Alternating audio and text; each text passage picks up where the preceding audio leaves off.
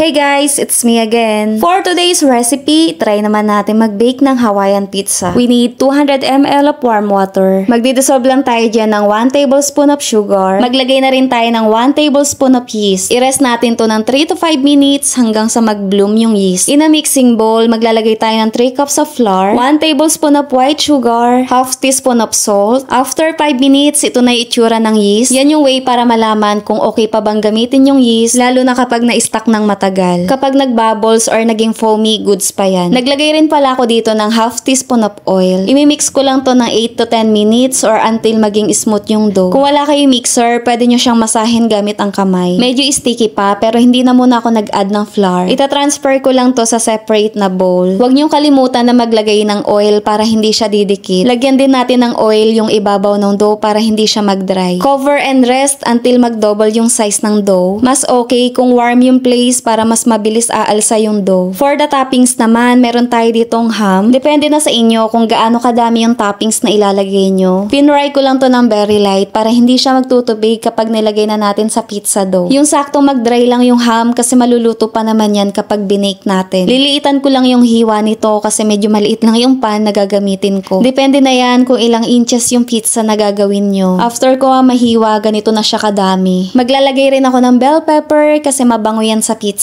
Pwede kayong gumamit ng red bell pepper. Ako kasi green lang yung meron ako. Syempre, tatanggalin natin yung buto niyan. Pwede nyo nipisan yung hiwa kung hindi nyo masyadong bet yung bell pepper. Kailangan din natin ng white onion. So, i-slice lang ulit natin yan ng manipis. Then, paghiwa-hiwalayin nyo. After 1 hour, ito na yung itsura ng dough. Medyo malamig pa kasi dito kaya hindi siya umalsa ng todo. Mas okay talaga kung maire-rest nyo siya sa warm place. Para kahit 1 hour nyo lang siyang i-rest, maganda yung pagkaalsa ng dough. Bago ko nga siya i-transfer sa kneading mat, naglagay din ako ng flour para hindi siya dumikit dun sa kneading mat. Dahil maliit nga lang yung oven na ginagamit ko, hinati ko itong dough sa apat. After natin maigulong sa flour, pwede tayong gumamit ng rolling pin para ma-flat natin yung dough na magpi-fit doon sa pizza pan na gagamitin nyo. Kung napapansin nyo, malambot yung pinaka-dough natin kahit 1 hour lang siyang na-rest. Kahit nga hindi tayo gumamit ng rolling pin, maipe-press natin yung dough. Pero kung meron naman kayong rolling pin, syempre wag nyo nang pahirapan yung sarili nyo. Nasa sa inyo na ulit kung gaano kanipis yung pizza na gagawin nyo. Dahil hindi ako fan ng thin crust, hindi ko na to paninipisin. So, sakto na to sa size ng pizza pa na gagamitin ko. Nagpahid lang ako dyan ng oil para hindi siya didikit sa ilalim kapag ibinake na natin. Medyo trying hard ako sa pag-fit nung dough. Kasi hindi pang pizza itong pan na gamit ko. After nyo malagyan ng butas yung dough, mag-brush tayo dyan ng oil. Then, ilagay nyo na yung pizza sauce. Yung ginamit ko dito, plain na tomato sauce lang. Tapos, naglagay na rin ako nitong mozzarella cheese. Saka yung mga hiniwa natin na pang toppings kanina. Hindi makukumpleto ang Hawaiian pizza kapag walang pineapple. More cheese on top. In a preheated oven, bake at 200 degrees for 15 minutes. After 15 minutes of baking, meron na tayong Hawaiian pizza. Sobrang bango ng amoy at isa talaga sa nagpapasarap dito is yung bell pepper. Maliit lang yung size nitong pizza kaya in-slice ko lang siya into 4. At habang mainit pa nga, tikman na natin. Sa recipe na to, walang magiging tapon kasi sobrang lambot ng crust. At yung perks, kapag homemade, hindi mo talaga yan titipirin sa toppings. At masusunod mo yung gusto mong lasa. 4 pieces na 6 inches yung nagawa ko sa recipe na to at 2 flavor. Masarap talaga ang pizza kapag freshly baked. Tapos lalagyan mo pa ng hot sauce, ay ubos. That's all for today. Thank you for watching. Don't forget to like and share this video. Don't forget to follow for more recipes.